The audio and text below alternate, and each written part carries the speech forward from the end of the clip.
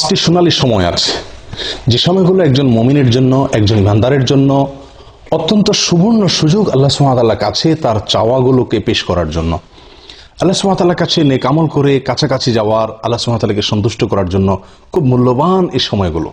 সেই সোনালী পাঁচ আপনাদেরকে জানিয়ে দিচ্ছি। তার প্রথম হলো জোহরের সময়। জোহরের সময় শুরু হওয়ার পর থেকে নিয়ে জোহরের ফরজ সালাত শেষ হওয়া, জামাত শেষ হওয়া পর্যন্ত। আর দ্বিতীয়ত হলো আজান যখন দেওয়া হয় সালাতের, পাঁচ ওয়াক্ত সালাতের আজানের পরবর্তী সময়টুকু। 3 নম্বর হলো এক সালাত পড়ার পরে মানুষ যখন অন্য সালাতের জন্য অপেক্ষমান থাকেন ওই সময়টুকু। নাম্বার 4 হলো ভোর রাতের সময়টুকু, রাতের শেষ প্রহর। নাম্বার 5 হলো আল্লাহ সুবহানাহু ওয়া তাআলার প্রশংসায়, তার গুণগানে এই বিশেষ বাক্য আল্লাহু আকবার কবীরা আলহামদুলিল্লাহি কাসীরা ও সুবহানাল্লাহি বুকরাতাম ওয়া আসীলা, এটা যখন পাঠ করা হয়। আসুন এই 5টি সময়কে, মূল্যবান সময়গুলোকে কাজে লাগানোর চেষ্টা করি। জীবন খুবই সংক্ষিপ্ত, আল্লাহ সুবহানাহু ওয়া তাআলার কাছাকাছি যাওয়ার চেষ্টা করি, নিজের চাওয়াগুলোকে মঞ্জুর করানোর জন্য আপ্রাণ চেষ্টা করি। আল্লাহ তাআলা আমাদের সকলকে তৌফিক দান করেন।